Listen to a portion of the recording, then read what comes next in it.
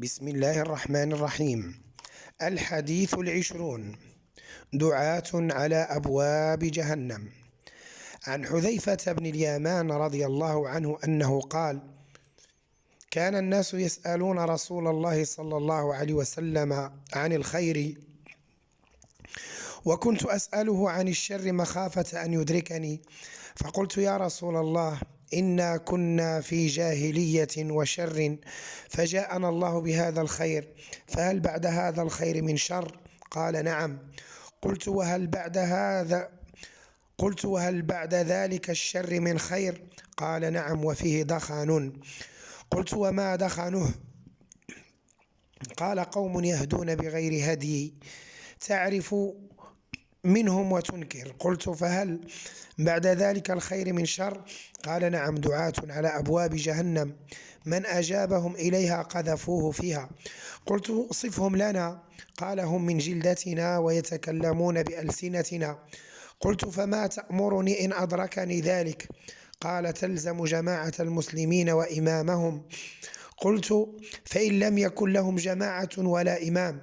قال: فاعتزل تلك الفرق كلها، ولو أن تعض بأصل شجرة حتى يدركك الموت وأنت على ذلك الحال.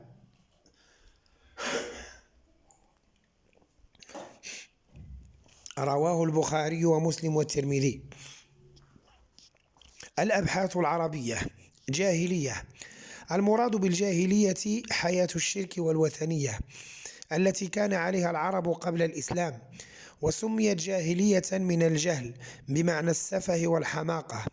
قال عمرو بن كلثوم: ألا لا يجهلن أحد علينا فنجهل فوق جهل الجاهلين.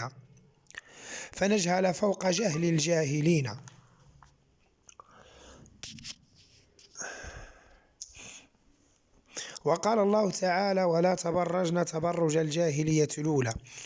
وعصرنا اليوم هو عصر الجاهلية بكل مظاهرها، لأنه عصر الرجوع إلى الفوضى والتحلل الخلقي والفساد الاجتماعي بشتى صوره وأشكاله. الدخن مثل الدخان، وهو ما يخرج من النار إذا ألقي عليها حطب رطب. قال ابن الأثير في النهاية: وقد يطلق الدخن ويراد منه الكدر، وهو أن يكون في لون الدابة كدورة إلى سواد، ومنه هذا اللفظ في الحديث الشريف، أي أن الخير ليس خالصا ولا صافيا، بل فيه كدر، لأن ظاهره غير باطنه. بغير هدي أي بغير علم ولا بصيرة، وبغير اتباع لهدي الأنبياء الكرام صلوات الله وسلامه عليهم أجمعين. تعرف وتنكر. المعنى: تجد فيهم بعض أمور تتفق مع الشرع فتقرهم عليها، وتجد أمورا أخرى منكرة لا يقبلها الشرع ولا العقل فتنكرها عليهم، فهم قد خلطوا عملا صالحا وآخر سيئا. دعاة. الداعي قسمين: داعي إلى الهدى وداع إلى الضلال.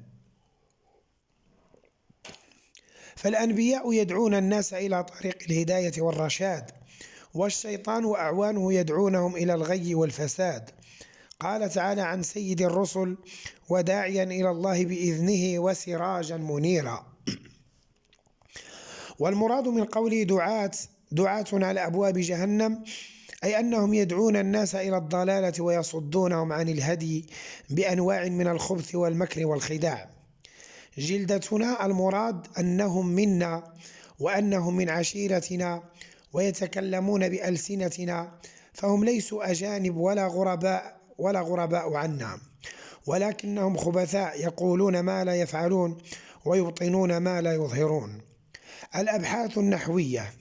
قوله كان الناس يسألون، كان فعل ناقص والناس اسمها، وجملة يسألون خبرها.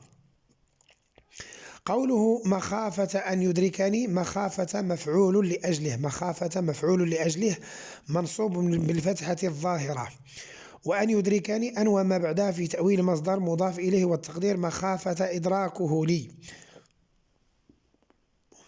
قوله وفيه دخن، الجر والمجرور متعلق بمحذوف خبر مقدم، ودخن مبتدأ مؤخر. قوله قوم يهدون بغير هدي، قوم خبر لمبتدأ محذوف تقديره هم قوم، وجملة يهدون من الفعل والفاعل في محل رفع صفة لقوم، لأن الجمل من بعد النكرات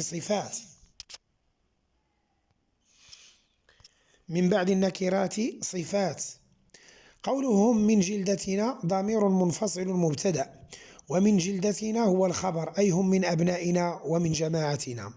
الأبحاث البلاغية. أولا، قوله كان الناس يسألون إلى آخره، جملة خبرية الغرض منها إفادة المخاطب الحكم الذي تضمنته الجملة، ويسمى فائدة الخبر. ثانيا، قوله عن الخير وكنت أسأله عن الشر، بين لفظ الخير والشر طباق، وهو أن يجمع بين لفظين متقابلين في المعنى، وهذا النوع يسمى طباق الإيجاب. وكذلك في قوله تعرف منهم وتنكر طباق أيضا، والأول طباق في الاسم، وهذا طباق في الفعل، وهذا النوع مما يتعلق بعلم البديع. ثالثا، قوله هم من جلدتنا كناية عن أنهم من العرب المسلمين، فهم ليسوا أجانب عنا، إنما هم عشيرتنا وملتنا. قوله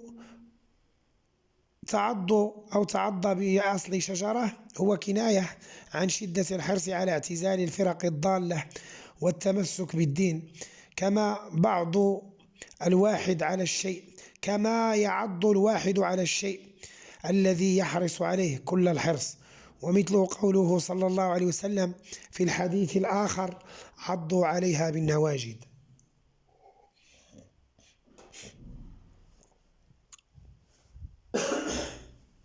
ترجمة الراوي. هو حذيفة بن اليمان العبسي، يكنى أبا عبد الله، واسم والده حسين بن جابر.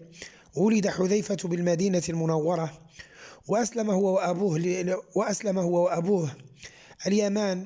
وحين وقعت غزوة بدر خرج حذيفة مع أبيه يريدان شهود بدر مع رسول الله صلى الله عليه وسلم، فمنعهما المشركون. يقول حذيفة ما منعني أن أشهد بدرا إلا أني خرجت مع أبي فأخذنا كفار قريش، فقالوا إنكم تريدون محمدا، فقلنا ما نريده، فأخذوا منا عهد الله وميثاقه لننصرفن إلى المدينة ولا نقاتل معه. فأتينا رسول الله صلى الله عليه وسلم فأخبرناه بذلك، فأمرنا بالانصراف والرجوع. وقد شهد حذيفة وأبوه اليمان غزوة أحد، فاستشهد والده هناك، قتله أحد المسلمين وهو يحسبه من المشركين.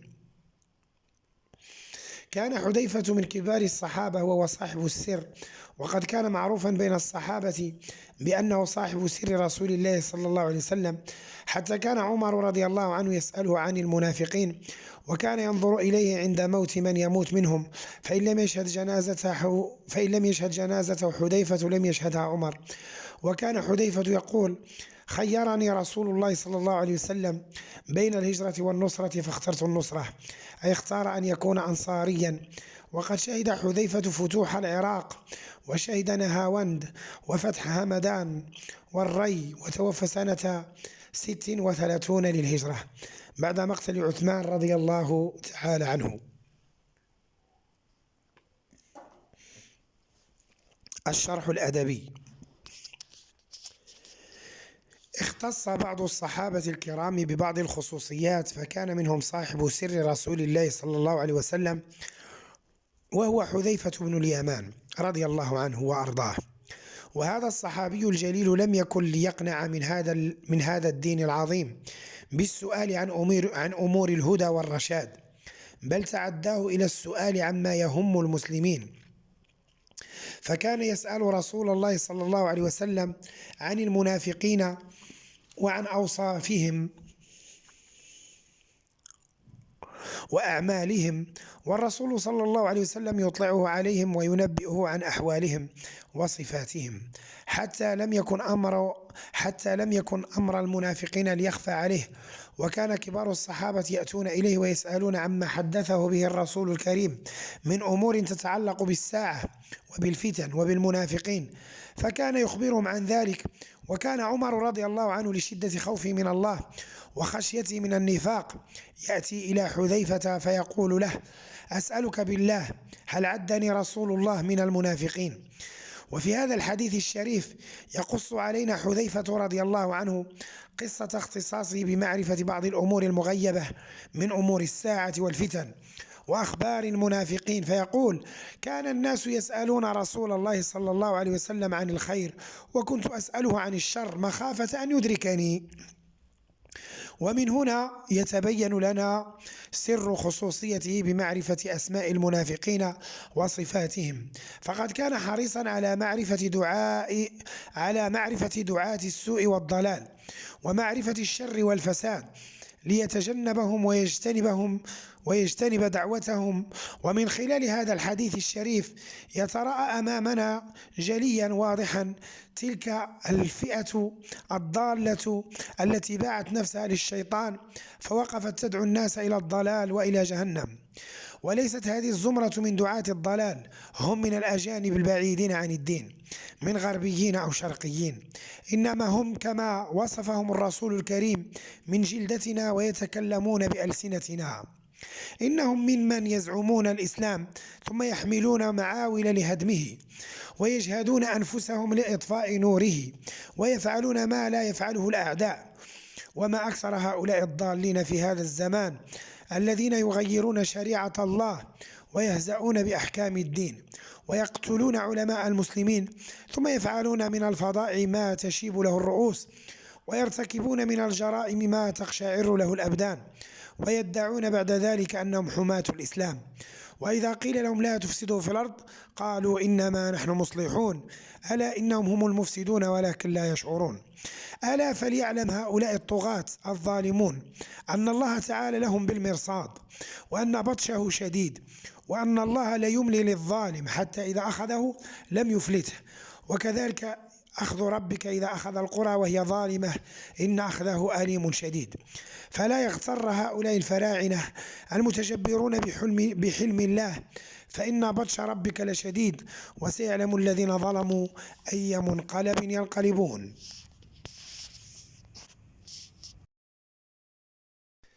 بسم الله الرحمن الرحيم. الوصايا الخمس. الحديث 21. عن أبي هريرة رضي الله عنه أن رسول الله صلى الله عليه وسلم قال: من يأخذ عني هذه الكلمات فيعمل بهن أو يعلم من يعمل بهن. قال أبو هريرة: فقلت أنا يا رسول الله. فأخذ بيده فعد 5 فقال: اتق الله. فقال: اتق المحارم تكن أعبد الناس، وارض بما قسم الله لك تكن أغنى الناس، وأحسن إلى جارك تكن مؤمنا، وأحب للناس ما تحب لنفسك تكن مسلما، ولا تكثر الضحك فإن كثرة الضحك تميت القلب. رواه الترمذي. الأبحاث العربية: هذه الكلمات المراد بالكلمات الوصايا، أي من يسمع هذه الوصايا فيعمل بها. المحارم: قال في القاموس: المحارم جمع محرمة، وقد تفتح الراء محرمة، وهي ما حرم الله فعله وعمله على العباد. وفي الحديث الشريف: ألا وإن حمى الله في الأرض محارمه. أعبد الناس أفعل تفضيل، أي أكثرهم عبادة وأعظمهم خشية لله. كتب ابن المبارك للقاضي عياض يلومه على ترك الجهاد: يا عابد الحرمين لو أبصرتنا لعلمت أنك في العبادة تلعب. من كان يخضب خده بدموعه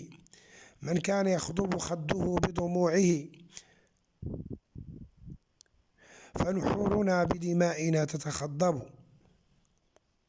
من كان يخضب خده بدموعه فنحورنا بدمائنا تتخضب.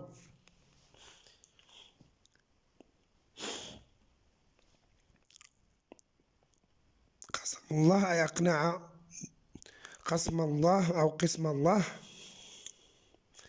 أي قسم الله له، أي أقنع بنصيب، أي اقنع بنصيبك من الدنيا تكون أغنى الناس.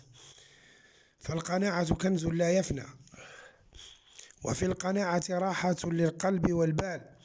قال الشاعر: إذا ما كنت ذا قلب قنوع فأنت ومالك الدنيا سواء. تميت القلب أي تذهب نوره وبهاءه، وتفقد الإنسان شعوره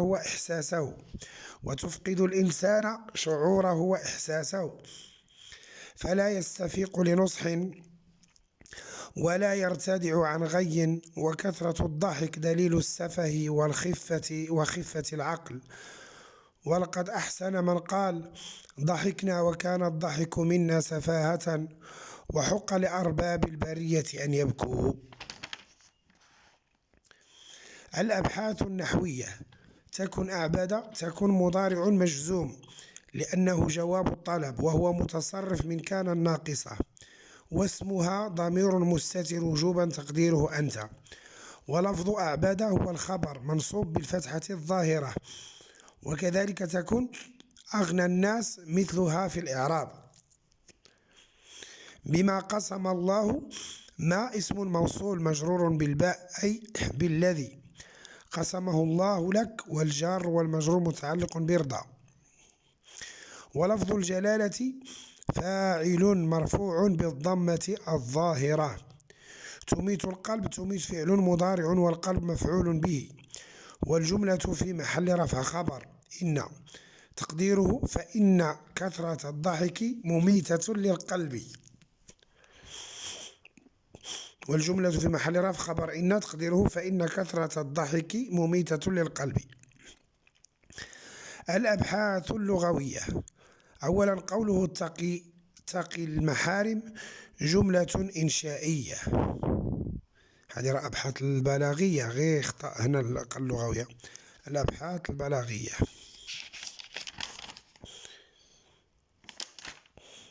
أو اللغوية، نعم بلاغية.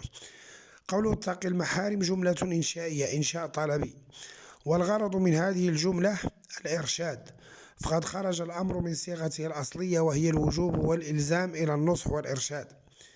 ومثلها الجمل الأخرى: ارضى بما قسم الله، وأحب للناس، وأحسن إلى جارك. ثانيا قوله بما قسم الله فيه إيجاز بالحذف، والمعنى ارضى بما قسم الله لك من العيش والمال والرزق الحلال. والإيجاز ضرب من ضروب البلاغة، لأن فيه وضع المعاني الكثيرة في ألفاظ قليلة. ولقد كان الرسول صلى الله عليه وسلم أفصح البلغاء، فقد أعطي جوامع الكلم. ويشترط في الإيجاز بالحذف ألا يخل بالفهم، وأن يكون هناك ما يدل على المحذوف، وإلا كان الحذف رديئا والكلام غير مقبول.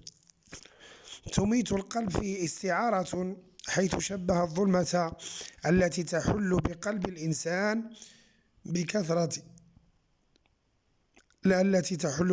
الإنسان المكثر للضحك بالموت.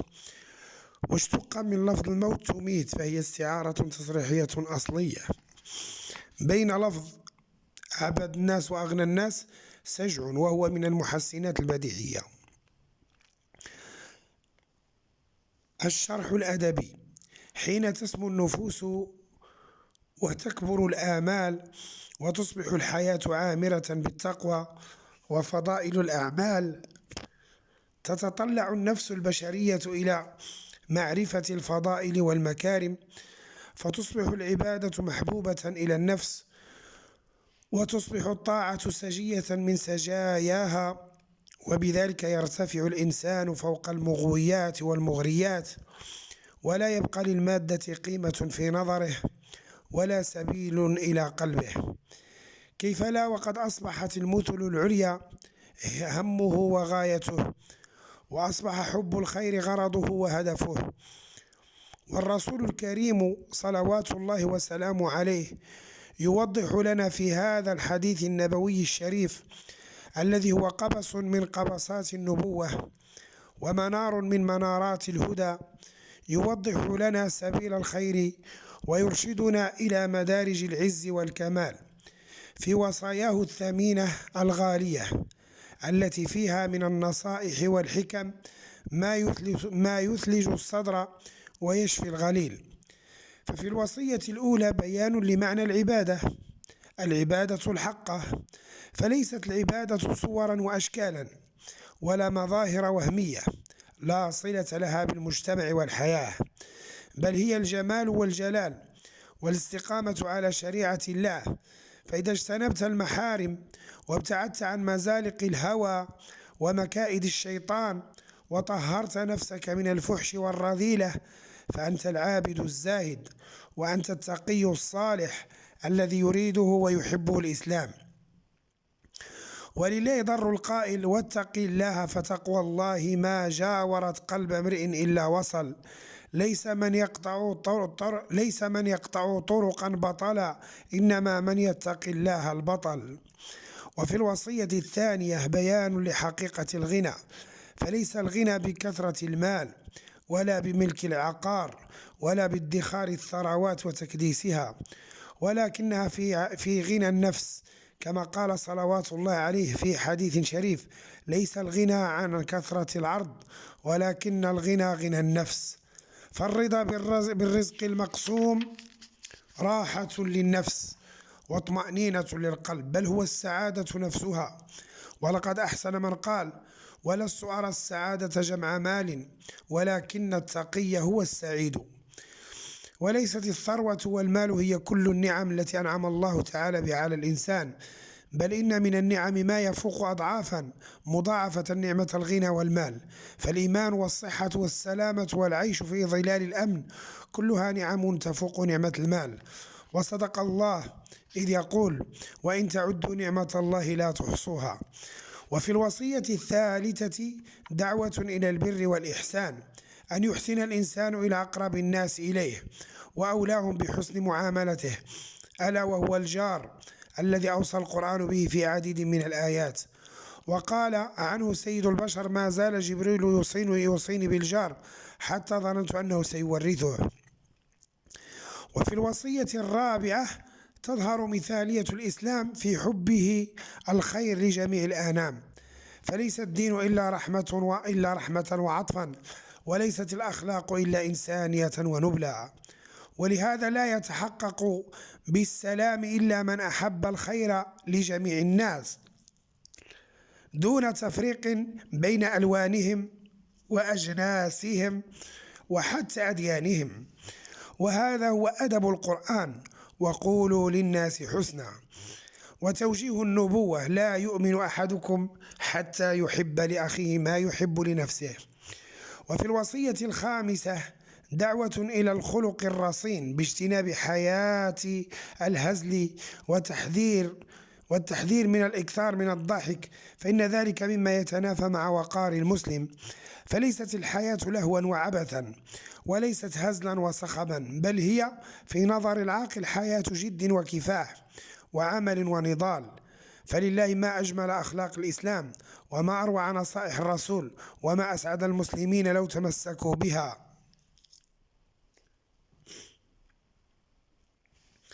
الحديث 22: الأخلاق ميزان رقي الأمم. عن جابر بن عبد الله رضي الله عنه أن رسول الله صلى الله عليه وسلم قال: إن من أحبكم إلي وأقربكم مني مجلسا يوم القيامة أحاسنكم أخلاقا، وإن من أبغضكم إلي وأبعدكم مني يوم القيامة الثرثارون والمتشدقون والمتفيقهون. قالوا: يا رسول الله فما المتفيقهون؟ قال: المتكبرون. رواه الترمذي. الأبحاث العربية: الثرثارون جمع ثرثار، وهو الشخص الذي يكثر الكلام وقد يصل به الحال إلى درجة الهذيان. قال الشاعر: وزن الكلام إذا نطقت فإنما يبدي عيوب ذوي العيوب المنطق. المتشدقون جمع متشدق، وهو الذي يتطاول على الناس بكلامه ويتكلم بملء فيه، تفاصحا وتفاخرا. وأصل التشدق مأخوذ من ملء الشدق، فالذي يتكلم بملء فمه للنصح للتفصح يقال عنه متشدق. وقد جاء في لسان العرب الشدق جانب الفم، والمتشدق الذي يلوي شدقه للتفصح. المتفيقهون مأخوذ من الفقه وهو الامتلاء. قال الأصمعي: المتفيقه الذي يتوسع في كلامه ويفقه أن يملأ به فمه. قال الأعشي: تروح على آل المحلق جفنة كجابية الشيخ العراقي تفقه. وقد فسره عليه الصلاة والسلام بأنه المتكبر، لأن المتكبر يتبجح بكلامه ويشمخ بأنفه استعلاء على الناس وتكبرا، فناسبه الوصف. الأبحاث النحوية: أولا، إن من أحبكم إن حرف توكيد ونصب، من حرف جر زائد، أحبكم اسم إن، والخبر هو أحاسنكم وهو مضاف والكاف مضاف إليه. مجلسا تمييز، وقول الثرثارون خبر إن مرفوع. ثانيا، قول المتكبرون خبر لمبتدأ محذوف تقديره هم المتكبرون. الأبحاث البلاغية: أولا، قوله إن من أحبكم جملة خبرية من النوع الطلبي لأنها مؤكدة بإن، والغرض منها إفادة المخاطب الحكم ويسمى فائدة الخبر. ثانيا، بين جملة أحبكم إلي وأقربكم مني وجملة أبغضكم إلي وأبعدكم مني من المحسنات البديعية ما يسمى المقابلة، فقد جاء بلفظ أحبكم ويقابلها في الجملة الثانية أبغضكم، وبين لفظ أقربكم ويقابلها أبعدكم، وبين لفظ أحاسنكم خلقا ويقابلها الثرثارون، فهي مقابلة بديعة لطيفة تزيد الكلام رونقا وجمالا. والفرق بين المقابلة والطباق أن المقابلة تكون بين معنيين أو أكثر متوافقة ثم يؤتى بما يقابل ذلك على الترتيب، أما الطباق فيكون بين لفظتين مثل هو الأول والآخر، مثل قوله تعالى وأنه أضحك وأبكى. الشرح الأدبي: بهذه الصورة الجميلة الرائعة يضع الرسول الكريم صلوات الله عليه حجر الزاوية في بناء الشخصية الإسلامية المثالية وبناء المجتمع المسلم القائم على الفضيلة المشيد بدعائم التقى والصلاح. ففي هذا الهدي النبوي الشريف يبين الرسول عليه الصلاة والسلام منزلة الأخلاق والتربية في الإسلام ومكانة المؤمن المتخلق بهذه الأخلاق الكريمة التي هي من أهم مقاصد الإسلام. فالأخلاق سياج الأمم وميزان تقدمها ورقيها وعنوان عظمتها وخلودها، فالأمم لا تحيا بدون أخلاق ولا تعيش بغير أدب. ولله در أمير الشعراء شوقي حيث يقول: صلاح أمرك للأخلاق مرجعه فقوم النفس بالأخلاق تستقمي. وقول أيضا: وإنما الأمم الأخلاق ما بقيت فإنهم ذهبت أخلاقهم ذهبوا. ولقد ضرب الرسول الكريم أروع الأمثلة في الخلق الرفيع والاستقامة على أمر الله عز وجل والتحلي بالأخلاق الكريمة الفاضلة، حتى أثنى عليه المولى تبارك وتعالى بقوله: وإنك لخلق عظيم. وكفى بهذا الثناء والمديح رفعة وعزة وسموا وجلالا لنبي الهدى ورسول الأخلاق. ولقد وضح عليه الصلاة والسلام بهذه الكلمات الروائع قيمة الأخلاق ورفع مكانة أهلها المتخلقين بحميد الخصال الذين ترسخت فيهم معاني الفضل والنبل والأدب الرفيع، حتى أصبحت سجية من سجاياهم. وأشاد بفضلهم صلوات الله عليه حين جعلهم أحب الناس عنده وأقربهم مكانة لديه، فقال: إن من أحبكم إلي وأقربكم مني منزلة يوم القيامة أحاسنكم أخلاقا. فليست الأخلاق سبب السعادة في الدنيا فحسب، بل هي أساس السعادة وأصل العزة في الدنيا والآخرة. وكفى بجوار الرسول الكريم في دار الخلد والنعيم شرفا وعلوا لصاحب الخلق الرفيع، حيث ينال درجة عالية يغبطه عليها كثير من الناس يوم يكون مجلسه إلى جانب مجلس الرسول الكريم والصديقين والشهداء. فهل بعد هذا عز وشرف يدانيه أو يضاهيه؟ ثم ينتقل الرسول الكريم فيبين في هذه الشريف منزلة الفريق الثاني، أولئك الذين تجردوا من الفضيلة وتعروا عن حميد الأخلاق، وحسبهم خسارة أن يكونوا بغيضين إلى رسول الله صلى الله عليه وسلم، بعيدين عن مجلس الأنس والسعادة في جواره الشريف وجوار أولياء الله من النبيين والشهداء والصالحين. فما أعظم خسارة أولئك وما أشد ندامتهم.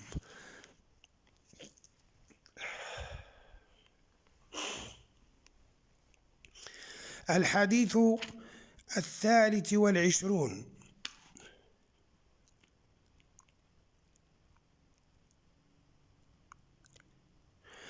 الصبر عند الصدمة الأولى. عن أنس بن مالك رضي الله عنه أنه قال: مر النبي صلى الله عليه وسلم بامرأة تبكي عند قبره فقال لها: اتقي الله واصبري. فقالت: إليك عني فإنك لم تصب بمصيبتي. فقيل لها: إنه النبي صلى الله عليه وسلم. فأتت باب النبي صلى الله عليه وسلم فلم تجد عنده بوابين فقالت: لم أعرفك. فقال: إن الصبر عند الصدمة الأولى.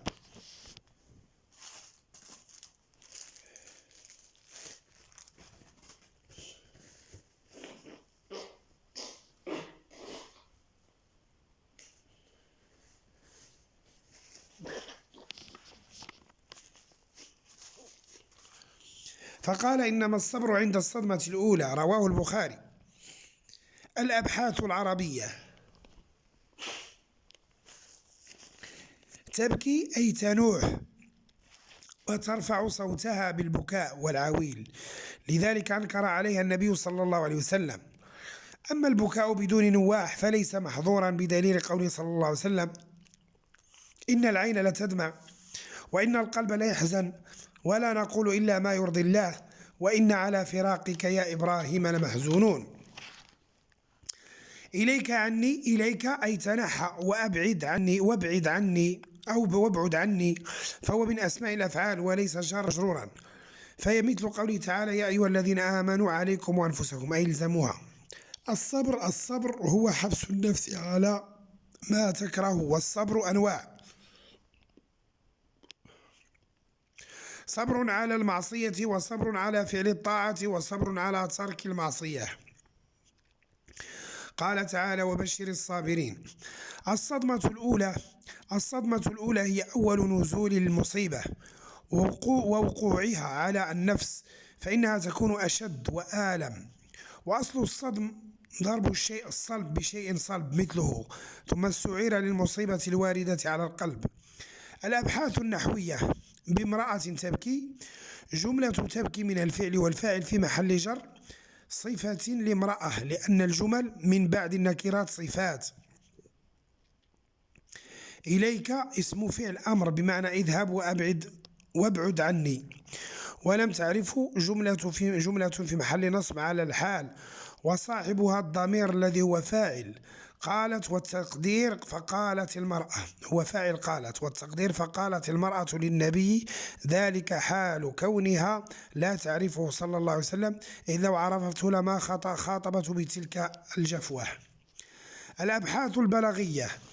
قوله مر النبي جملة خبرية من الضرب الابتدائي، والغرض منها إفادة المخاطب الحكم الذي تضمنته الجملة ويسمى فائدة الخبر.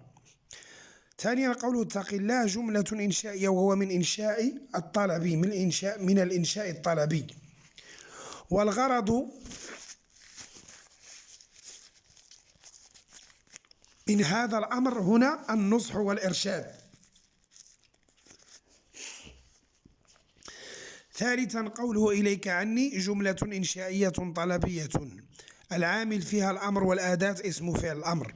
إليك عني، إليك بمعنى ابتعد والغرض التأنيب واللوم.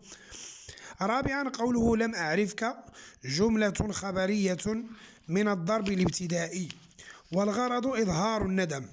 خامسا قوله الصبر عند الصدمة الأولى فيه استعارة لطيفة، فقد شبه وقع المصيبة على الإنسان بالصدمة، واستعار المشبه به للمشبه على سبيل الاستعارة التصريحية الأصلية.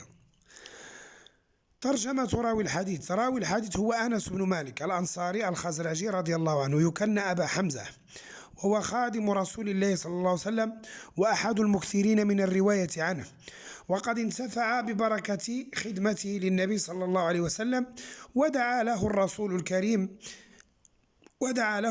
الكريم. أتت به أمه أم سليم إلى النبي صلى الله عليه وسلم لما قدم المدينة، فقالت له هذا أنس غلام يخدمك، فقبله صلى الله عليه وسلم وكناه أبا حمزة. وكان يمازح صلى الله عليه وسلم بقوله يا ذا الأذنين. وقد خدم رسول الله صلى الله عليه وسلم 10 سنين، ودعا له النبي صلى الله عليه وسلم بالبركة فيه وفي ماله وولده، فكان له بستان يحمل الفاكهة في السنة مرتين، وكان فيه ريحان ينبعث منه ريح المسك، وقد قدم من صلبه من ولده وولد ولده ما يزيد على 100 قبل موته، وذلك ببركة دعوة الرسول الكريم. قال أنس وإن أرضي لتثمر في السنة مرتين، وإن لي لمن أكثر الأنصار مالا وولدا.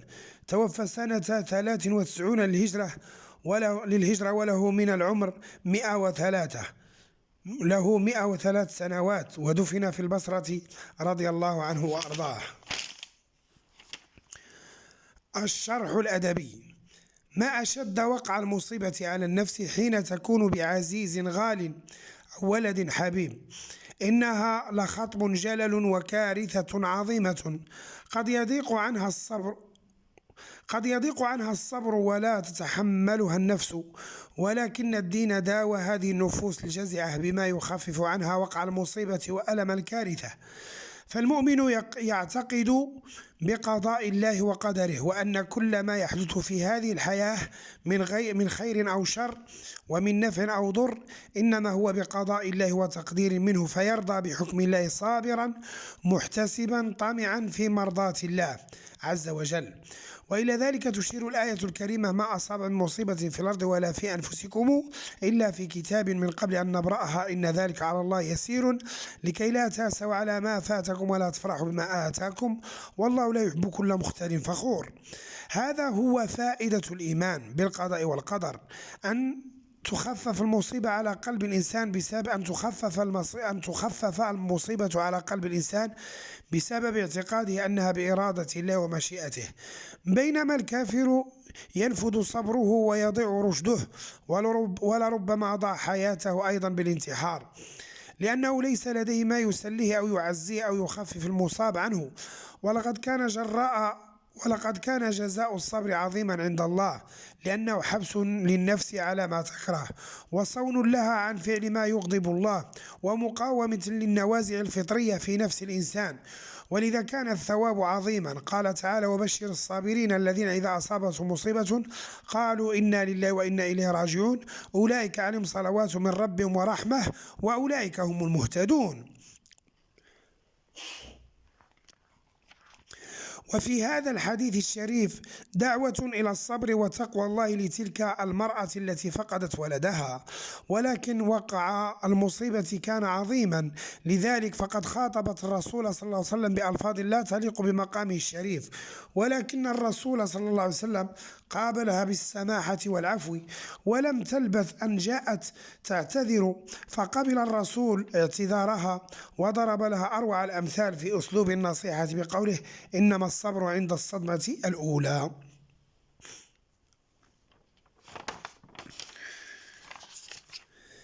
الحديث 24.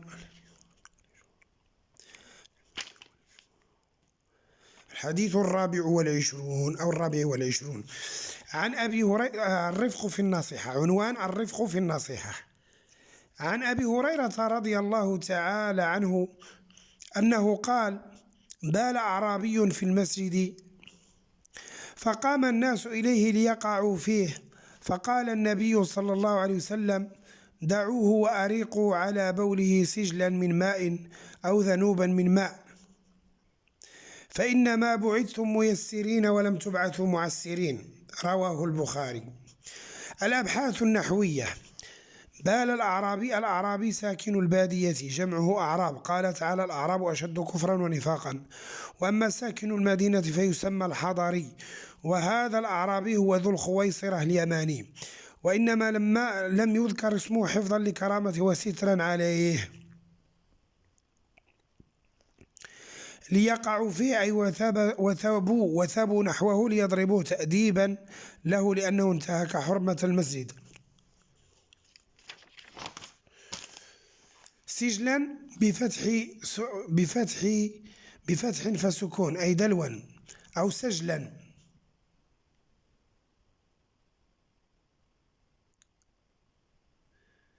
سجلا بفتح فسكون أي دلوا من الماء. والسجل مثل الذنوب وهو الدلو الممتلئ بالماء. بعثتم ميسرين أي خلقتم مؤمنين لتكونوا من أهل الرفق واللين.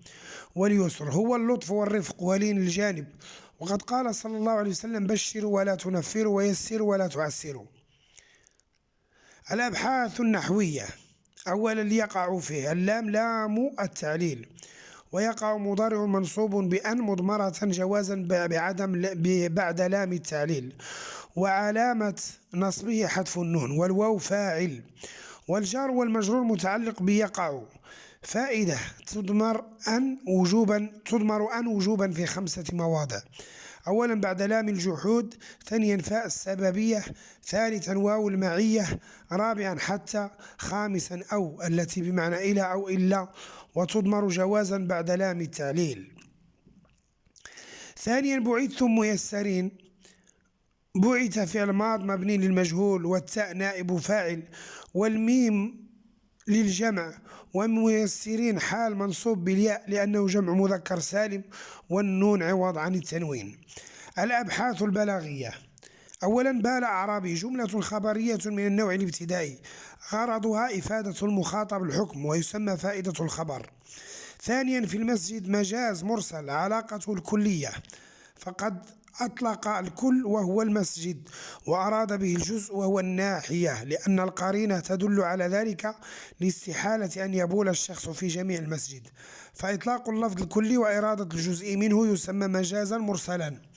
ثالثا دعوه وأريقوا جملة إنشائية الأمر فيها للوجوب، ويوجد في هذه الجملة أمران، والمراد بالأمر هنا الزجر والتوبيخ.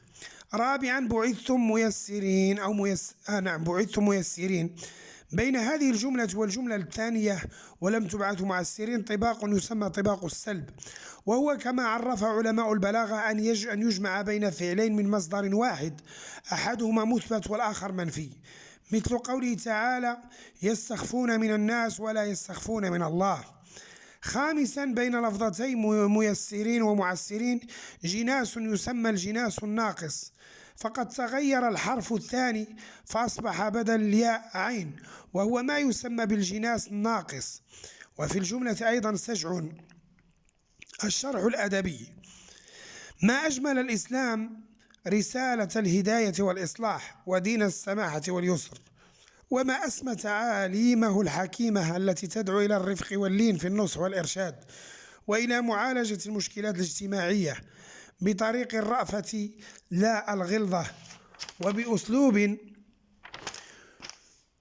وبأسلوب اللين لا الشدة. ولا عجب، فهذا أدب أدب الله به رسوله الكريم، وخاطبه بقوله: ولو كنت فظا غليظ القلب لانفضوا من حولك. وعلمه الرسول صلى الله عليه وسلم لأصحابه حين قال لهم: إنما بعثتم ميسرين ولم تبعثوا معسرين. هذا هو أعرابي يدخل مسجد الرسول صلى الله عليه وسلم فيتنحى طائفة منه يقف يتبول، لا يعرف هذا الأعرابي أمور الدين ولا يدري حرمة المساجد التي أمر الله أن تعظم وتطهر. يظن هذا الأعرابي أن المسجد كبقية الأماكن ليس هناك ما يمنع من التبول فيه أو قضاء الحاجة، وليس له من عذر إلا أنه جاهل. ويرى أصحاب رسول الله صلى الله عليه وسلم هذا المنظر المؤذي، منظر الأعرابي يتبول في المسجد، فيسرعون نحوه يريدون ضربه وتأديبه لأنه أساء إلى حرمة بيت الله، ويأمرهم الرسول الرحيم بالكف عنه وعدم إيذائه أو ضربه، لأن الجاهل ينبغي أن يعلم لا أن يضرب، فإن الضرب ينفر ولا يؤدب. والرسول الكريم يقول: بشروا ولا تنفروا ويسروا ولا تعسروا. يأمرهم الرسول بعدم التعرض له بمسبات أو أذى،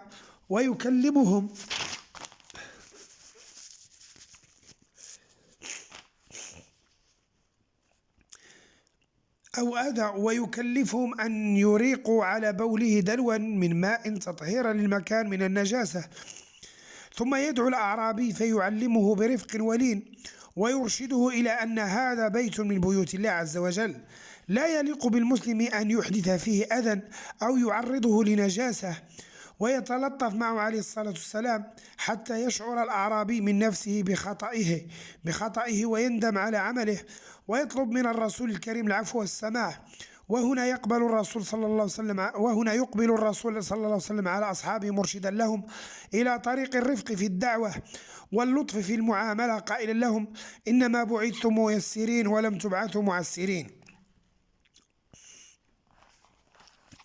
وقد جاء في بعض الروايات الصحيحة أن ذلك الأعرابي حين أراد الخروج من المسجد ركب ناقته ثم قال: اللهم ارحمني ومحمدا ولا ترحم معنا أحدا. وذلك لأنه رأى اللطف من الرسول الكريم على خلاف أصحابه حينما هجموا عليه ليضربوه، وسمعه الرسول يقول ذلك فقال له: لقد حجرت أي ضيقت واسعا يا أخ العرب، يريد منه أن يعم بدعوته لا أن يخصها بنفسه وبرسول الله فقط. ولو أن المسلمين تمسكوا بهذا الخلق الرفيع من الرفق في الدعوة وحسن النصح والإرشاد لعاشوا سعداء ولما كانت بينهم مشاحنات، ولوصلوا إلى الغاية المنشودة من أقرب طريق.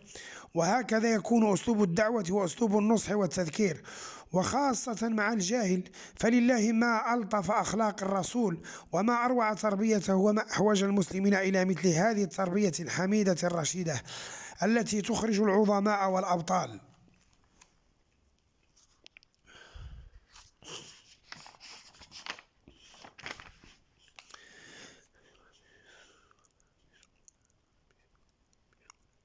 الحديث 25: جهاد النفس. عن أبي يعلى شداد بن أوس رضي الله تعالى عنه عن النبي صلى الله عليه وسلم أنه قال: الكيس من دان نفسه وعمل لما بعد الموت، والعاجز من أتبع نفسه هواها وتمنى على الله الأماني. رواه الترمذي. الأبحاث العربية: الكيس العاقل الحليم الرشيد، والكياسة الرزانة. قال الحطيئة: والله ما معشر لام أمراء جنبا، والله ما معشر لام امرئا جنبا من آل لأي بن شماس بأكياس. والمراد في الحديث العاقل الذي يجتنب الموبقات والاستمتاع بالشهوات. ذا دان نفسه أي حاسب نفسه، والديان المحاسب الذي يجازي عباده على أعمالهم. ومن الحديث: البر لا يبلى، والذنب لا ينزل لا ينسى، والديان لا يموت، اعمل ما شئت كما تدين تدان. أي كما تفعل تجزى، ويوم الدين هو يوم الجزاء. بعد الموت أي عمل للآخرة، والمراد أنه عمل صالحا، يعني أنه عمل صالح ينفعه بعد موته ويؤنسه في وحشة قبره. وما أجمل قول الشاعر: لا ينفع الإنسان في قبره إلا التقي والعمل الصالح. العاجز أي ضعيف التفكير في العواقب، وهو المتهاون والمقصر في واجباته. أتبع نفسه أي صار وراء شهواته، وأرخى العنان لنزواته، فهو ممن يتبع هواه ولا يطيع أمر الله. واتباع الهوى سبب الضلال. قال تعالى: ولا تتبع الهوى فيضلك عن سبيل الله. تمنى الأمان أي تشتهى على ربه أن ينيله الجنة ويمنحه الدرجات الرفيعة، مع أنه مقصر في واجباته منهمك في المعاصي والموبقات، والجنة إنما تكون للعاملين. الأبحاث النحوية. الكيس من دان نفسه. الكيس مبتدأ وخبر اسم موصول من، ونفسه مفعول، ونفسه من دان نفسه، ونفسه مفعول به لدان، وجملة دان نفسه صلة الموصول عمل لما بعد الموت. عمل لما بعد الموت. عمل فعل ماض والفاعل ضمير يعود على الكيس، والجر والمجرور متعلق بعمل. بعد الظرف زمان، والموت مضاف إليه. الأبحاث البلاغية. أولا قوله الكيس من دان جملة خبرية من الضرب الابتدائي، والغرض من الخبر تحريك الهمة إلى ما يلزم تحصيله. ثانيا بعد الموت كناية عن الدار الآخرة والاستعداد لها بصالح الأعمال، فما بعد الموت إنما هي الآخرة ويوم الحساب. ثالثا قوله تمنى الأماني، فيه من المحسنات البديعية ما يسمى بجناس الاشتقاق. رابعا قوله الكيس من دان نفسه، وقوله والعاجز من أتبع نفسه. بين هاتين الجملتين من المحسنات البديعية ما يسمى بالمقابلة، وقد تقدم تعريفها والتمثيل عليها. ترجمة الراوي. راوي هذا الحديث هو الصحابي الجليل شداد بن أوس، ويكن أبا يعلى، وهو من الأنصار ومن الشجعان الأبطال. عاش في المدينة المنورة، وكان من أهل العلم والعمل ومن أهل الحلم والوقار، وهو ابن أخي حسان بن ثابت الشاعر المشهور. وقد كان رضي الله عنه كثير العمل واسع المعرفة. حسن العشرة مات ببيت المقدس وهو ابن 75 سنة، وقبره باق بظاهر باب الرحمة إلى الآن. وكانت وفاته سنة 58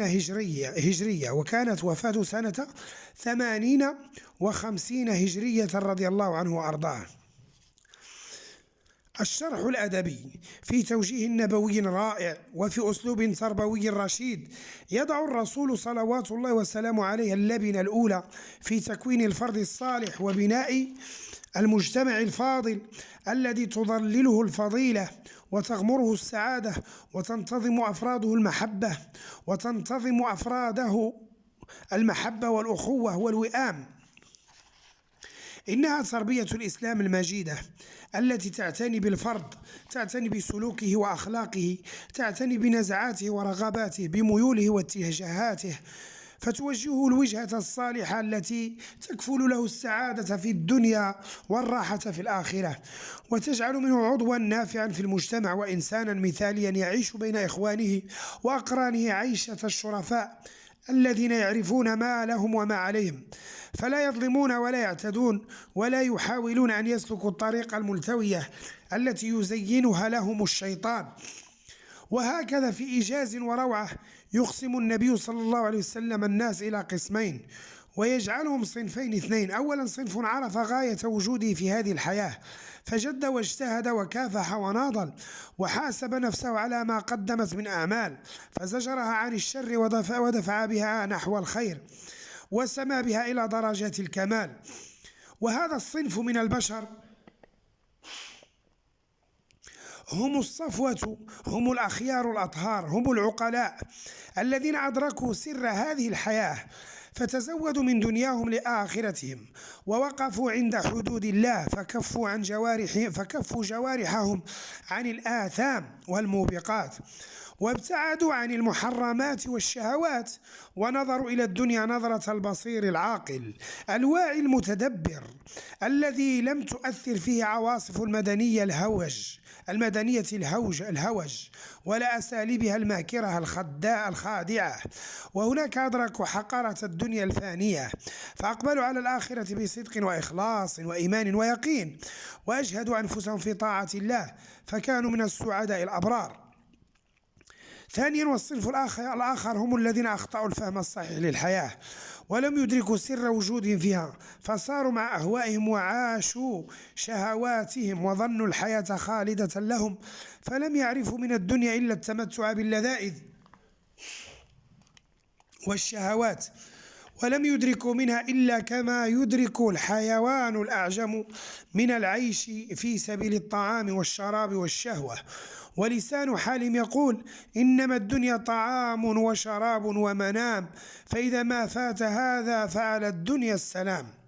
إنهم عبيد البطون وعبيد الشهوات الذين أصبح لهم نسب عريق مع البهائم والحيوانات، يتمتعون ويأكلون كما تأكل الأنعام، والنار مثوى لهم. وصدق الله: إن هم إلا كالأنعام بل هم أضل سبيلا.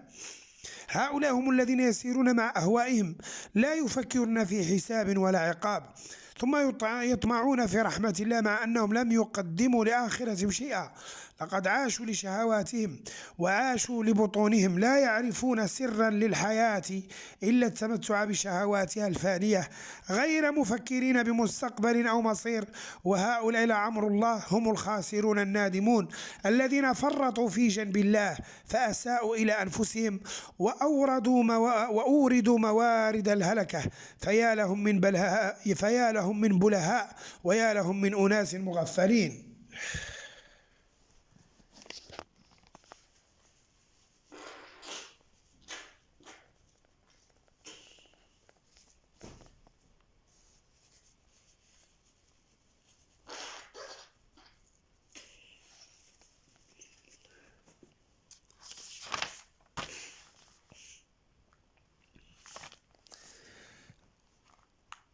الحديث 26: تربية الأبناء. عن علي كرم الله وجهه أن النبي صلى الله عليه وسلم قال: أدبوا أولادكم على 3 خصال: حب نبيكم، وحب آل بيته، وتلاوة القرآن، فإن حملة القرآن في ظل عرش الله يوم لا ظل إلا ظله مع أنبيائه وأصفيائه. رواه الطبراني.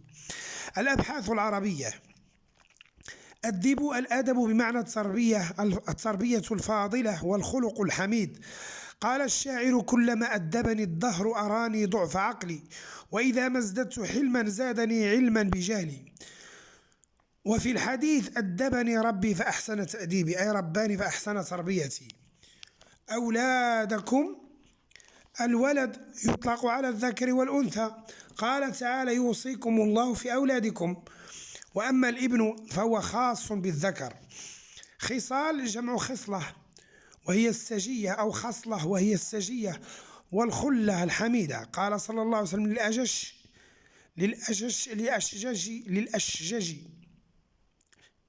للأشجج: إن فيك خصلتين يحبهما الله ورسوله، الحلم والأنات. حملة القرآن أي حفظة القرآن، العاملون به، المهتدون بهديه. وفي الحديث الشريف: أشراف أمتي حملة القرآن. فالمستمسكون بالقرآن العاملون به هم السادة الأشراف، ولا شرف أعظم من شرف حامل القرآن. آل بيته، الآل بمعنى الأهل. قال دعبل الخزاعي يمدح آل البيت: ملامك في آل النبي فإنهم أحباي ما عاشوا وأهل تقاتي. أحباي وأهل تقاتي، وهم أقرباء الرسول وعترته. وفي الحديث: آل محمد كل تقي. وقد أثنى الله على آل البيت بقوله: إنما يريد الله ليذهب عنكم الرجس أهل البيت ويطهركم تطهيرا. أصفيائه جمع صفي وهو الحبيب المقرب. وفي الحديث القدسي: ما لعبد المؤمن إذا قبضت صفيه من أهل الدنيا ثم احتسبه إلا الجنة. رواه البخاري.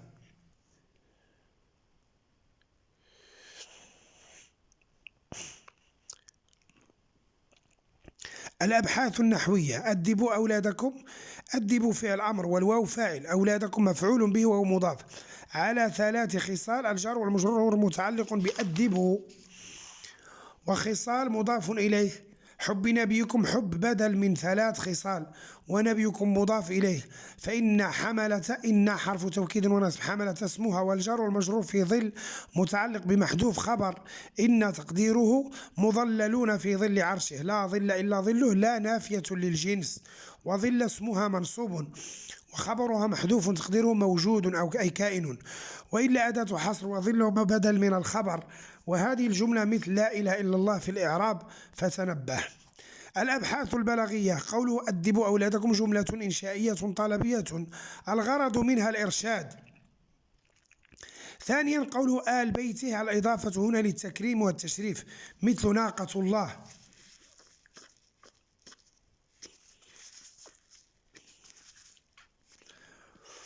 فإن إضافة تشريف.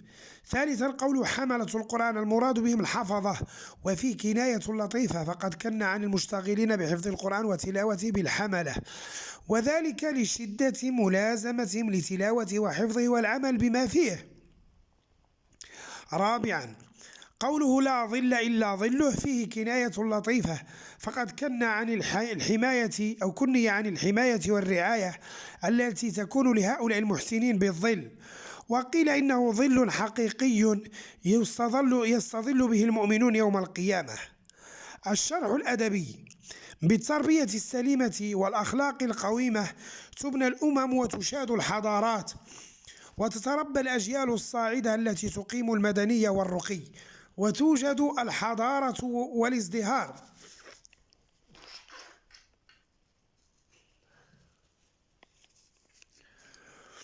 ومن أجل إشادة دعائم المجتمع على أسس متينة كريمة، اهتم الإسلام بتربية الأبناء وتنشئتهم النشأة الصالحة التي تجعل منهم رجالا وأبطالا، وتدفع بهم إلى المعالي وإلى محاسن الأمور. وقد وجه النبي الكريم الآباء إلى تربية الأبناء والعناية بهم وتعويدهم على الفضائل ومكارم الأخلاق،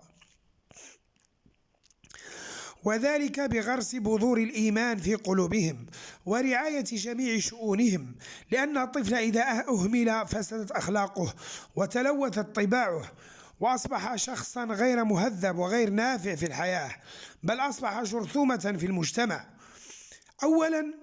وأول ما ينبغي على الوالد فعله أن يعود طفله على طاعة الله ومحبته وتعظيم شعائر الدين، وأن يغرس في نفسه حب الرسول العظيم الذي حقه أعظم من حق الوالدين، وحبه ينبغي أن يقدم على حب الوالد والولد، بل على حب النفس، لأنه سبب لسعادة الإنسان في الدنيا والآخرة، ولولاه لبقينا في الشقاء والضلال.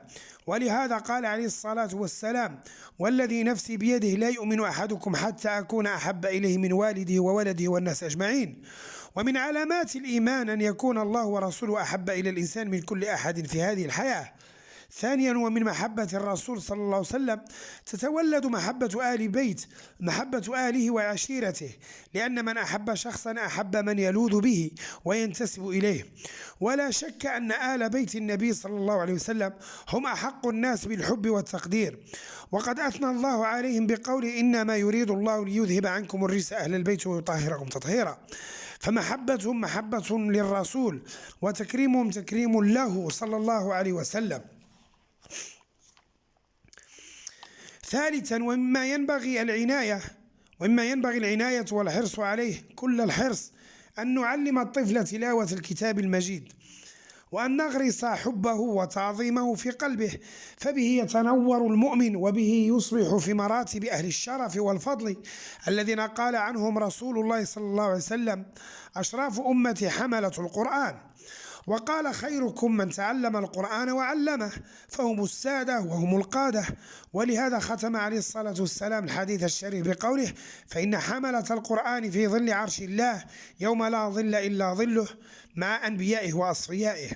وكفى بهذا شرفا وفخرا لحملة القرآن. اللهم وفقنا لتلاوته وارزقنا العمل بما فيه، إنك سميع مجيب الدعاء. ضياع الأمانة. الحديث 27: ضياع الأمانة.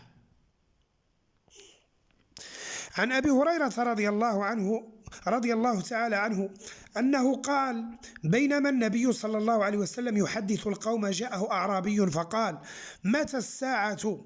فمضى رسول الله صلى الله عليه وسلم يحدث، فقال بعض القوم: سمع ما قال فكره ما قال. وقال بعضهم: بل لم يسمع، حتى إذا قضى حديثه قال: أين السائل عن الساعة؟ قال: ها أنا يا رسول الله. قال: إذا ضيعت الأمانة فانتظر الساعة.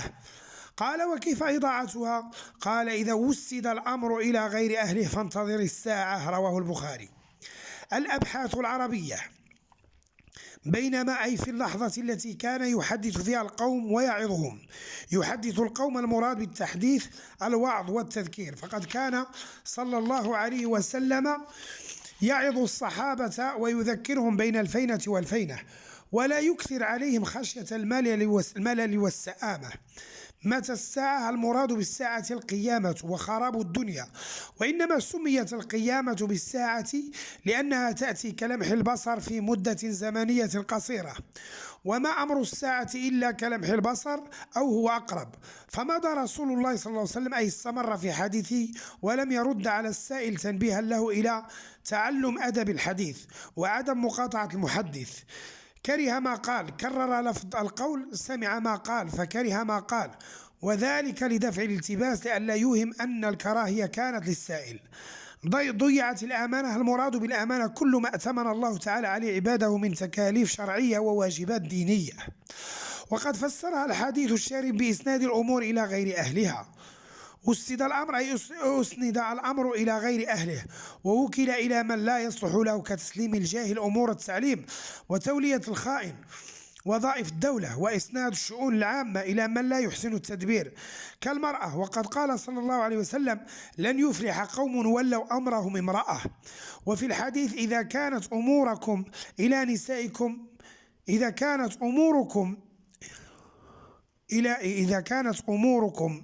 إلى نسائكم فبطن الأرض خير لكم من ظهرها أو أموركم.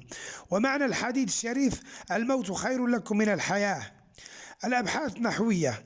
بينما النبي بين ظرف زمان منصوب على الظرفية، وما زائدة، والنبي مبتدأ، وجملة يحدث القوم في محل رفع خبر. متى الساعة؟ متى اسم استفهام في محل رفع خبر مقدم، وما اسم موصول بمعنى الذي مفعول به. وقال: صلة الموصول. أين السائل؟ عن الساعة. أين اسم استفهام خبر مقدم، والسائل مبتدأ مؤخر. وعن الساعة جار ومجرور متعلق باسم الفاعل السائل، وإنما تقدم الخبر على المبتدأ لأن أسماء الاستفهام لها الصدارة. كيف إضاعتها؟ كيف اسم استفهام خبر مقدم، وإضاعتها مبتدأ مؤخر، وهو مضاف، والهاء مضاف إليه. إذا وسد الأمر، إذا شرطية غير جازمة، والأمر نائب فاعل ليوسد، والجر والمجرور إلى غير متعلق بوسد. فانتظر الفاء واقعة في جواب الشرط. انتظر فعل الأمر، والساعة مفعول به. الأبحاث البلاغية. أولا، قول بينما النبي يحدث جملة خبرية من الضرب الابتدائي، والغرض منها فائدة الخبر. وبينما مثل بينما من ظروف الزمان، وما زائدة. ثانيا، قوله متى الساعة. لفظ الساعة كناية عن القيامة وعن نهاية الدنيا وفناء العالم، وقد كثر استعمال الساعة مكان القيامة حتى أصبح كأنه حقيقة معلومة. ثالثا، قوله فكره ما قال، تكرار الجملة الفعلية. قال يفيد الإيضاح ودفع الالتباس والإيهام. رابعا، قوله ضيعت الأمانة، شبه التكاليف الشرعية بالأمانة بجامع وجوب الحفظ والرعاية في كل، ثم حذف المشبه وصرح بالمشبه به على سبيل الاستعارة الصريحة. خامسا، قوله إذا وسد الأمر إلى غير أهله، كناية عن إسناده إلى غير الأكفاء ذوي الجدارة. الشرح الأدبي. في مدرسة النبوة وعلى يد النبي الهادي الكريم والمربي الأعظم صلوات ربي والسلام عليه، تلقى أصحاب رسول الله علومهم، ونشأوا تلك النشأة الفاضلة بعد أن غرفوا من بحر الكمال ونهلوا من معين العلم، فكانوا نجوما زاهرة وبذورا ساطعة، وتخرجوا من مدرسة النبوة يحملون للعالم مشاعل الهداية والنور، ويرشدونهم إلى طريق الخير والسعادة. من أين تخرج أصحاب رسول الله؟ وأين درسوا ومن أي جامعة كبيرة حملوا هذه الشهادات العالية الرفيعة التي أصبحوا بها أساتذة الدنيا وأساطين العلم والثقافة؟ إنهم درسوا على يد النبي الكريم وتلقوا علومهم من فم النبوة، وتخرجوا من المسجد الذي كان ولا يزال أكبر مصدر للإشعاع العلمي وأعظم مركز للعلوم والعرفان، فمنه تخرج العلماء والأدباء، ومنه ظهر الشجعان والأبطال. وقد صدق من قال: أطلع المسجد الكريم أناسا أنتجتهم مدارس القرآن، صقلتهم يد النبي فأضحوا غرة الدهر في جبين الزمان. هذا هو رسول الله صلى الله عليه وسلم، يجمع أصحابه في المسجد ويجلس إلى جانبهم كواحد منهم ليعظهم ويذكرهم ويرشدهم إلى ما في سعادة الدنيا والآخرة. ويدخل أعرابي فيرى رسول الله يحدث أصحابه فيقف يستمع إلى هديه الشريف، ثم يلقي عليه سؤالا قبل أن يتمم الرسول صلى الله عليه وسلم كلامه، يسأله عن الساعة، يريد أن يعرف أحوالها، ويظهر من سؤاله أنه كان مشغول البال والفكر بأمر الساعة وأمر القيامة، ولكن الرسول عليه أفضل الصلاة والسلام لم يجبه وبقي متابعا لحديثه. وهنا يظن بعض الصحابة أن الرسول الكريم لم يسمع سؤاله، والبعض الآخر يقول إن الرسول قد سمع كلامه ولكنه كره أن يجيبه لأنه لم يتمم بعد حديثه. ويستمر الرسول في حديثه حتى إذا انتهى منه التفت إلى أصحابه يسألهم: أين السائل عن الساعة؟ فيجيبه الأعرابي: ها أنا ذا يا رسول الله، أي ها أنا حاضر بين يديك أسمع لكلامك وكل انتباه إلى ما تقول. فيجيبه الرسول صلى الله عليه وسلم بتلك الكلمة الرائعة الجامعة: إذا ضيعت الأمانة فانتظر الساعة. وحقا إنها لكلمة هادفة وحكمة بالغة من جوامع كلمه صلى الله عليه وسلم. فالأمانة إذا ضاعت، والمسؤولية إذا فقدت، والأمور إذا تقلدها الجهال وأصبحت الحياة فوضى، فإن ذلك أكبر برهان على قرب قيام الساعة. ولقد أحسن من قال: لا يصلح الناس فوضى لا صراط لهم، ولا صراط إذا جهالهم سادوا، تبقى الأمور بأهل الرأي ما صلحت، فإن تولت فبالأشرار تنقاد. قال صارات وصورات. فالأعمال إذا تسلمها الأغرار الجهال، ومقاليد الحكم إذا أصبحت بيد الأشرار والفجار، فسلام على الدنيا وسلام على أهلها. ولقد صدق المصطفى الهادي البشير حين قال: إذا كان أمراؤكم شراركم، وأغنياؤكم بخلاءكم، وأموركم إلى نسائكم، فبطن الأرض خير لكم من ظهرها.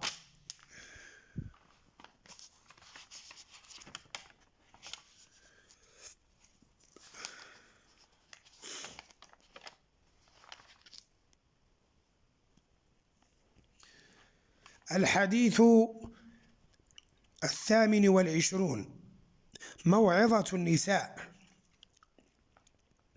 عن عبد الله بن عمر رضي الله عنهما أن رسول الله صلى الله عليه وسلم قال: يا معشر النساء تصدقن وأكثرن من الاستغفار، فإني رأيتكن أكثر أهل النار. فقالت امرأة منهن: جزلة، وما لنا يا رسول الله أكثر أهل النار؟ قال: تكثرن اللعن وتكفرن العشير، وما رأيت من ناقصات عقل ودين أغلب لذي لب منكن. قالت: يا رسول الله وما نقصان العقل والدين؟ قال: أما نقصان العقل فشهادة امرأتين تعدل شهادة رجل، فهذا من نقصان العقل. وتمكث الليالي ما تصلي وتفطر في رمضان، فهذا من نقصان الدين. رواه البخاري وابن ماجه. الأبحاث العربية. يا معشر النساء، المعشر الجماعة. قال تعالى: يا معشر الإنس والجن. وفي الحديث: يا معشر الشباب من استطاع منكم الباءة فليتزوج، وهو مفرد في اللفظ ولكنه جمع في المعنى. قال الأزهري: المعشر مثل النفر والقوم والرهط، كلها معناها الجمع ولا واحد لها من لفظها. ويجمع المعشر على معاشر فهو جمع الجمع. قال صلى الله عليه وسلم: نحن معاشر الأنبياء لا نورث. الحديث أو لا نورث. الحديث: رأيتكن أي علمتكن أكثر أهل النار، فرأى هنا قلبية وليست بصرية. وجاء في رواية البخاري أريتكن بدل رأيتكن، فتكون حينئذ الرؤيا المنامية رآها النبي صلى الله عليه وسلم في نومه. امرأة جزلة، قال ابن الأثير امرأة جزلة أي ذات رأي وذات شجاعة، ويجوز أن يكون المعنى ذات كلام جزل أي قوي شديد. تكثرن اللعن في اللغة الشتم والسب، والمراد به هنا الطرد من رحمة الله. قال تعالى لإبليس: وإن عليك لعنتي إلى يوم الدين. وفي الحديث: من ادعى إلى غير أبيه أو انتسب إلى غير مواليه فعليه لعنة الله والملائكة والناس أجمعين. فالمرأة من عادتها إكثار الشتم واللعن حتى لأولادها. تكفرن العشير، المراد بالكفر هنا جحود نعمة الزوج، والعشير من العشرة وهي الصحبة. قال تعالى: وعاشرون بالمعروف. وسمي بالعشير لأنه يعاشر زوجته وتعاشره. قال الفراء: ويجمع العشير على عشراء كجليس وجلساء، ولكن العرب تكره هذا الجمع لئلا يشابه قولهم ناقة عشراء، ويستبدلونه بقول معاشروك وعشيروك. لذي لب، المراد بذي اللب الرجل العاقل الحازم، واللب هو قلب الثمرة، وهو أفضل ما فيها، ويطلق على العقل لأنه أفضل ما في الإنسان. قال تعالى: فاعتبروا يا أولي الألباب. وجاء في رواية البخاري ما يدل على صورة كفران المرأة وجحودها لنعمة الزوج: لو أحسنت إلى إحداهن الدهر ثم رأت منك شيئا قالت: ما رأيت منك خيرا قط. ناقصة عقل، العقل ضد السفه والحماقة، وهو مأخوذ من عقال الناقة لأنه يعقل صاحبه أي يحبسه عن السفه والجهل. ولهذا قال العرب: عقل الدواء بطنه أي أمسكه عن الانطلاق. قال العيني: والعقل والحجة والنهى كلها متقاربة في المعنى. قال تعالى: إن في ذلك لآيات لقوم يعقلون. والمراد بنقص العقل خفته وعدم التصرف السليم، وذلك بسبب العاطفة وتغلبها عند المرأة بخلاف الرجل، فإن عقله يغلب عاطفته. قال الشاعر: ذو العقل يشقى في النعيم بعقله، وأخو الجهالة في الشقاوة ينعم. تمكث الليالي أي تلبث الأيام والليالي بدون صلاة ولا صيام بسبب الحيض أو النفاس. الأبحاث النحوية: رأيتكن أكثر، رأى تنصب مفعولين لأنها ليست بصرية، والكاف الضمير مفعول أول، وأكثر مفعول ثاني. قال ابن مالك: انصب بفعل القلب جزئي ابتدى، أعني رأى، خال، علمت، وجد. امرأة جزلة امرأة فاعل، وجزلة صفة لها، وصفة المرفوع مرفوع. وجملة تكثرن اللعن مقول القول من ناقصات، من زائدة، وناقصات مفعول أول، وأغلب مفعول ثاني، وهو أفعال تفضيل. فائدة: يشترط في من الزائدة أن يسبقها نفي أو استفهام، وأن يأتي بعدها نكرة. قال ابن مالك: وزد في نفي وشبه فجري نكرة كما لباغ من مفار. الأبحاث البلاغية: أولا قول أكثرن الاستغفار، رأيتكن أكثر أهل النار، فيه من المحسنات البديعية ما يسمى بالسجع، وقد تقدم تعريفه وشرطه فيما سبق. ثانيا قوله تكثرن وتكفرن، بينهما من المحسنات البديعية ما يسمى بالجناس الناقص، وذلك لاختلاف بعض الحروف فيه. ثالثا قوله لذي لب كناية لطيفة، فقد كني عن الرجل الحازم البصير بذي اللب، فهو كناية عن موصوف. وقد جاء التصريح بذكر الرجل في رواية البخاري الأخرى: ما رأيت من ناقصات عقل ودين أذهب للب الرجل الحازم كنا.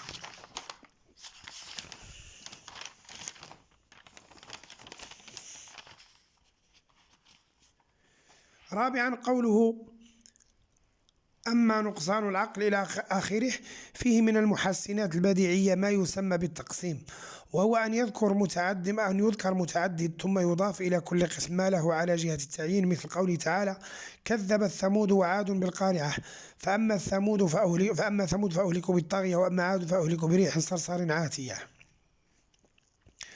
وهنا جمع بين العقل والدين، ثم أضاف إلى كل ما يخص من شواهد النقص.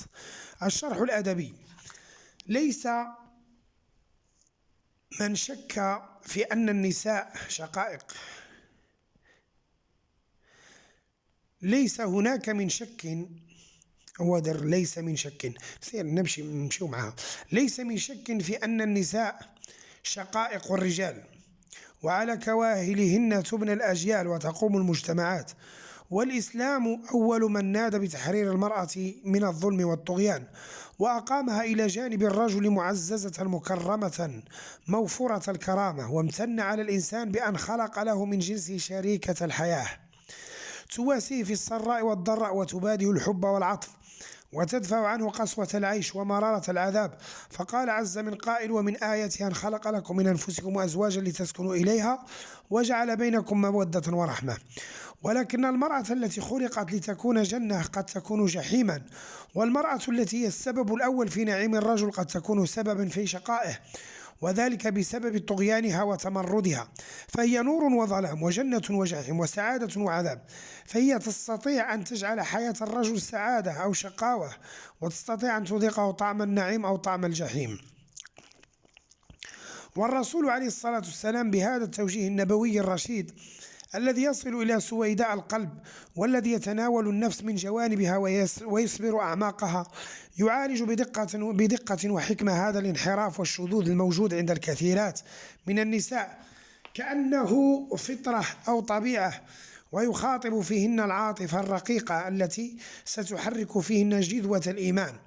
أخرج البخاري في صحيحه أن النبي صلى الله عليه وسلم خرج في يوم فطر أو أضحى فمر على النساء فوعظهن وذكرهن، وكان في ضمن توجيهه الرشيد لهن أن قال: يا معشر النساء تصدقن وأكثرن من الاستغفار فإني رأيتكن أكثر أهل النار. وبهذه الكلمات القلائل تحركت نفوسهن نحو الخير وأشفقن من عذاب الله الذي أخبرهن به الصادق المصدوق عليه الصلاة والسلام. فقالت امرأة منهن جريئة ذات رأي وحصافة وذات منطق وإدراك: وما لنا يا رسول الله أكثر أهل النار؟ وهو سؤال تبدو عليه علائم الحذر والإشفاق، وليس سؤال تعنت أو اعتراض، أنه سؤال المتفهم البصير الذي يريد أن يعرف الحق ليتبعه ويسير على ضوءه ليستنير له الطريق. وهنا وضح لها الرسول عليه الصلاة والسلام سبب شقاء النساء، وسبب هذا البلاء الذي أصابهن هو دخول النار، وهو سبب منطقي معقول، حيث قال: تكثرن اللعنة وتكفرن العشير. أفليست هذه طبيعة النساء بوجه عام؟ أوليس هذا حقيقة عند كل امرأة حتى صالحت منهن؟